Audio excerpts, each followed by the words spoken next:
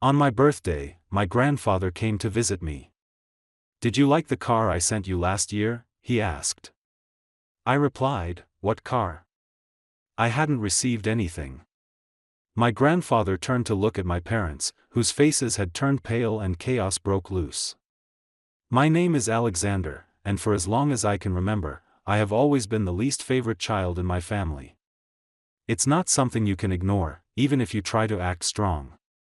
My parents, Margarita and Jamie, always had a favorite, my younger brother, Esteban. He was the sun that lit up their lives, while I was like a shadow they barely noticed. I'm not exaggerating when I say that since I was little, everything good was for Esteban. The best toys, the nicest clothes, the words of encouragement, the warm smiles, it was all for him. I, on the other hand, received the leftovers if there were any. I grew up in a house where comparisons were a daily occurrence. Look at Esteban.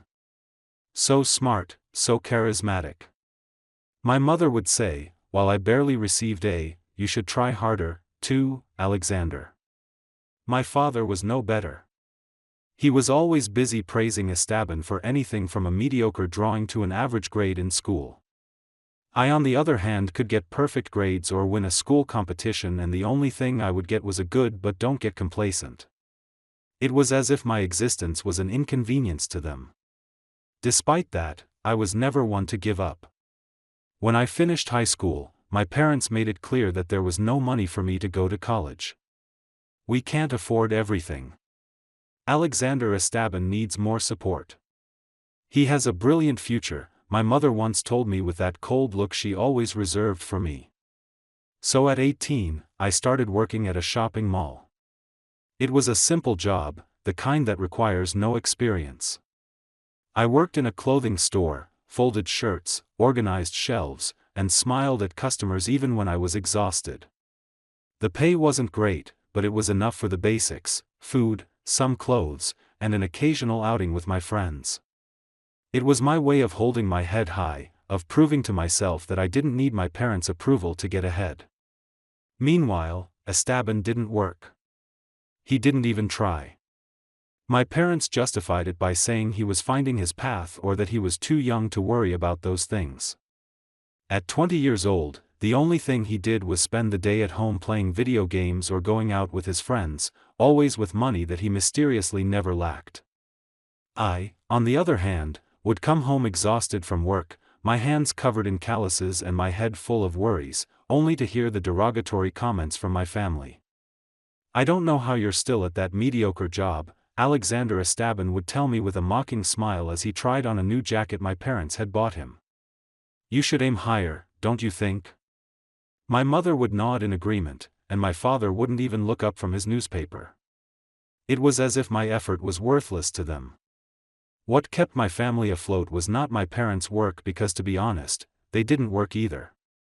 A couple of years ago, they both lost their jobs.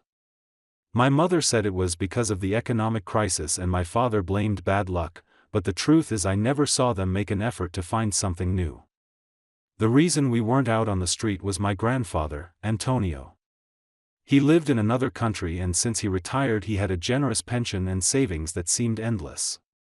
Every month he sent money to cover the household bills, the rent, utilities, food, everything. He even paid for Esteban's whims like his designer clothes or his expensive outings. My parents handled all of it because according to them, it was easier that way. I never saw a cent of that money, but I never asked for it either. I've always believed that you should earn your own way. My grandfather Antonio was the only person in my life who truly seemed to value me. When I was a child, I spent my summers with him, and those were the best moments of my childhood. He would take me fishing, teach me how to fix things in his workshop, and always tell me, "Alexander, you have something special. Don't let anyone make you feel like less." He was the only one who made me feel like I was worth something. But 3 years ago, he moved to another country and I hadn't seen him since. We spoke on the phone from time to time, but the distance limited our relationship to those short calls. Still, I knew I was his favorite grandson, even though he never said it in those words. It was something you could feel in his voice, in the way he took an interest in me. The day of my 23rd birthday was not much different from the previous ones. My parents had never been ones to celebrate my birthdays with enthusiasm. When I was little, at most they would give me a small cake and sing happy birthday with the same emotion one sings the national anthem in school out of obligation. But that year, something was different. When I got home after a long shift at the mall, I found a cake on the kitchen table. It wasn't anything special. One of those cheap cakes from the supermarket with cheap frosting that fell apart at the touch. My parents and Esteban were there and they sang happy birthday with a reluctance that was almost laughable. "Happy birthday, Alexander," my mother said, forcing a smile. My father barely grunted something and Esteban didn't even look at me. He was busy with his phone. There were no gifts, no cards, nothing. Just that sad cake on the table. I found it strange that they had even bothered to buy it as it wasn't their style. Then my mother said, "This is from your grandfather, Antonio. He wanted you to have something for your day." I nodded gratefully, though something inside me felt that something was off. Why would my parents, who never cared about me, have organized this? But I didn't dwell on it. I thought maybe my grandfather had specifically asked them to do something for me. That night, I cut the cake and we each had a piece. Nobody said much and the celebration lasted less than 10 minutes. Then everyone went back to their own thing. Esteban to his room, my father to the couch to watch TV, and my mother to check her phone. I went to my room feeling more alone than ever, but I let it go. It was my life, and I was used to it. What did seem strange was what happened next. In the following weeks, I noticed that my parents and Esteban started to behave differently. Suddenly, they had money. It wasn't just that they paid the bills on time, but they started to indulge in luxuries. My mother bought new clothes from brands she used to say were a waste. My father showed up with an expensive watch and Esteban. Well, Esteban was more unbearable than ever, showing off a pair of designer sneakers and talking about a trip they were planning. One day, I overheard my mother on the phone talking about a vacation the three of them were going to take. "Just us, a little getaway to relax," she said, as if I didn't exist. And so it was. They went on a week-long trip to a beach resort. They didn't even invite me. "There's no room, Alexander. And besides, you have to work, don't you?" My father told me with a smile that I couldn't tell if it was cruelty or simple indifference. I stayed home working my shifts at the mall while they posted pictures on social media, smiling as if they were the perfect family. I'm not going to lie, it hurt. But I also wondered where they were getting so much money. My grandfather always sent enough for the bills, but this was different. Was Antonio giving them more? I decided not to think about it too much. Maybe it was just that, an extra gift from my grandfather. I didn't want to get into trouble. A year passed and my life remained the same. The same job at the mall, the same salary that was barely enough, the same mockery from my family. Esteban still wasn't working, living like a king thanks to my grandfather's money, while my parents spoiled him as if he were a prince. I on the other hand continue to be the target of their comments. "Another year and you're still doing the same thing. Alexander," my mother once told me in a tone that dripped with contempt. "At your age, you should have a better job." Esteban would laugh and my father would nod as if he agreed. I just clenched my teeth and carried on. When my 24th birthday arrived, I didn't expect anything special. I thought it would be another day of work, another cheap cake, if they even bothered, and the same bored faces from my family. But then something unexpected happened. I received a call from my grandfather, Antonio. His voice sounded warm as always, but also excited. "Alexander, my boy, how are you? I'm coming to visit you for your birthday today.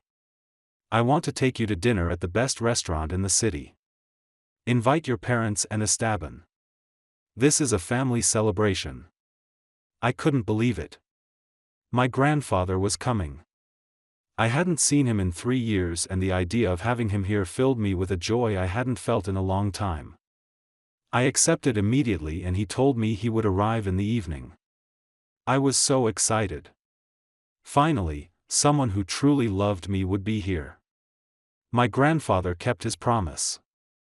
He appeared at the door of the house with his usual smile and a hug that made me feel like I was that little boy spending summers with him again. He was a tall man with white hair and an energy that didn't seem to belong to someone his age. My parents and Esteban greeted him with forced smiles as if they were nervous. I noticed my mother was quieter than usual, and my father couldn't stop looking at his phone. Esteban, for his part, barely greeted my grandfather and stayed in a corner as if he were annoyed at having to be there. We went to the restaurant Antonio had chosen, one of those elegant places where the waiters treat you like royalty. The food was incredible, and for a moment, I felt special. My grandfather kept asking me how I was, how my job was going, what my plans were. It was the first time in a long time that someone was genuinely interested in me. My parents and Esteban, however, didn't seem to be enjoying themselves as much. They spoke little, and when they did, it was to make sarcastic comments about me. "Another year at the mall, huh?" Alexander, Esteban said with a chuckle. "How immature." "You're still the same as always," my mother added. I tried to ignore them. I didn't want their words to ruin the moment. But then after dinner, while we were having dessert, my grandfather looked at me with a smile and said something that changed everything. "Alexander, tell me, did you like the gift I sent you last year?" I was confused. The gift from last year. The only thing I had received was that horrible cake, and my parents had said it was from him. "Oh, yes. Thanks for the cake, Grandpa." "My parents told me it was from you," I replied, trying to sound grateful. But Antonio's face changed. He frowned as if something didn't add up. "A cake," he said, confused. "I didn't send you a cake, Alexander." The atmosphere at the table tensed immediately. My parents, who had been quiet until then, started shifting uneasily in their chairs. My mother tried to change the subject, saying something about how delicious the food was, but my grandfather wouldn't let her. "One moment. Margarita, what cake?" He looked at me and said, "Alexander, didn't you like the car I sent you for your birthday last year?" I felt as if the world had stopped. "A car? What car?" I looked at my grandfather, completely lost. "What car?" "I didn't receive any car, Grandpa. Just the cake that my parents said was from you." At that moment, I saw my mother's face turn pale and my father drop his fork on his plate. Esteban, who always had something to say, was silent, staring at the floor. Antonio turned slowly towards my parents, and his expression was a mixture of confusion and fury. "What is going on here?" he asked in a voice that sent shivers down my spine. "I gave you a car for Alexander, a sports car to be his birthday present. Where is that car?" My parents began to stammer. My mother said something about a possible misunderstanding, and my father tried to blame the shipping company, saying, maybe it never arrived. But my grandfather was not stupid. He slammed his hand on the table, making the glasses tremble. "You tell me right now what happened to that car, or there will be consequences," he shouted. The restaurant fell silent. The other diners were looking at us, but I didn't care. I was in shock. A car. My grandfather had sent me a sports car, and I hadn't received it.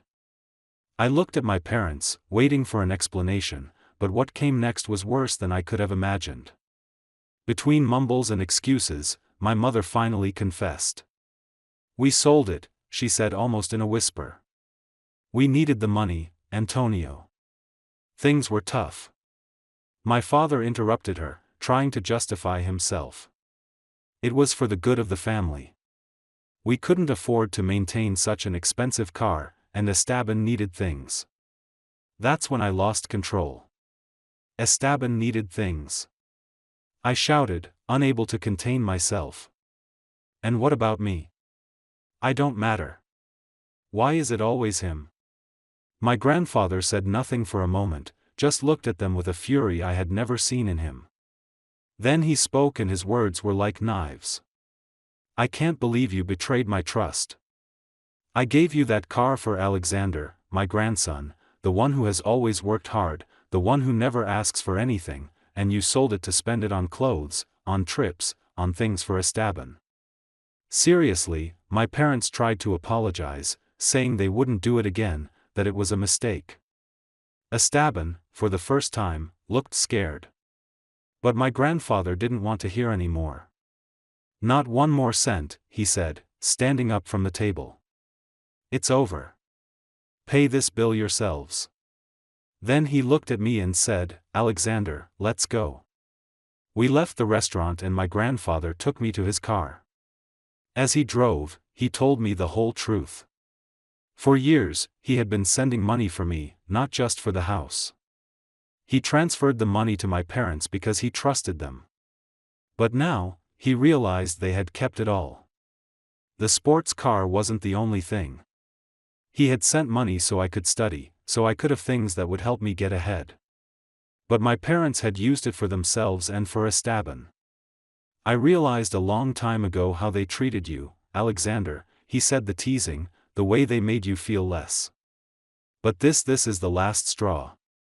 I was in shock, not just because of the car, but because of everything my grandfather had tried to do for me. I felt betrayed, but also relieved. Finally, someone saw the truth. Then Antonio looked at me and said, "You're not going to stay here with them. Come with me. I live in a country where you will have opportunities. I'll help you start over." I didn't think twice. I accepted. A week later, I was on a plane with my grandfather heading towards a new life. When I arrived at his house, I was blown away. It was a huge house with a garage full of sports cars. "Pick one," he said, smiling. "The one they stole from you is gone, but these are yours." I chose a bright red car like something out of a movie. It was more than I had ever dreamed of. With my grandfather's help, I got a job at a major company. It wasn't just any job. It was a well-paying position with opportunities for growth. For the first time in my life, I felt like I was worth something. My grandfather was proud and so was I. A few months later, my phone started ringing. It was my parents and Esteban. I didn't answer the first call or the second. For weeks, my phone was filled with messages and calls. I ignored them all because honestly, I didn't want to hear from them. After what they had done, selling the car my grandfather had given me, using the money he sent for me on their own luxuries, mocking me for years, I felt no obligation to answer them. But one night, after a long day at work, curiosity got the better of me. I decided to answer just to see how far their audacity would go. "Alexander, is that you?" my mother said on the other end of the line. Her voice was shaky, almost unrecognizable. It had always had that authoritarian tone, as if I were a nuisance. But now she sounded desperate. "We need to talk to you. Please don't hang up." I remained silent, waiting for her to continue. "Things are difficult. Your grandfather cut us off completely. We have no money, Alexander. We're going to be evicted next week if we don't pay the rent. You're our family. You have to help us." I couldn't help it. I let out a dry laugh. Family. The word sounded ridiculous coming from her mouth. "Family," I said, my tone colder than I expected. "So now I'm family. Where was this family when you were making fun of me? When you sold the car, my grandfather sent me to spend it on designer clothes and trips for Esteban. Where was this family when you left me alone while you all went on vacation?" My mother tried to interrupt me, but I didn't let her. "No, Margarita, don't give me that now. For years, you treated me like I didn't exist. And now that you're in trouble, you remember me." There was a silence on the other end. Then I heard my father's voice as he took the phone. Alexander, don't be ungrateful, he said with that tone of superiority he always used. We did what we could for you. Everything we did was for the good of the family. How dare you throw things in our face after everything we gave you? That was too much. Gave me? What did you give me? I shouted. A cheap cake that wasn't even from you. Mockery every time I came home tired from work. Or maybe the constant contempt while you gave everything to Esteban. Don't make me laugh, Jamie. Then I heard Esteban muttering something in the background. My mother got back on the phone, her tone shifting to a softer, almost pleading one. Alexander, please. We're in a desperate situation. Esteban is looking for a job, but it's not easy. We have nothing and your grandfather won't answer our calls. You have a good job now.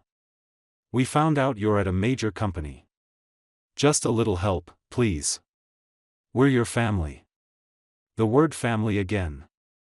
Every time they said it, I felt a mixture of rage and disgust. You know what? I said, restraining the urge to scream. If you need help, ask Esteban. He was the favorite, right? The one who always had everything. Let him get you out of this now. I hung up without waiting for a response. My heart was pounding, but it wasn't just rage. It was a kind of relief, as if I had finally said what I had been holding back for years. Weeks later, my grandfather told me they had been evicted. They were living in a small place, barely surviving. Esteban, who had never worked a day in his life, now had to fend for himself. My parents, who had always believed themselves superior, were in misery. I on the other hand was free.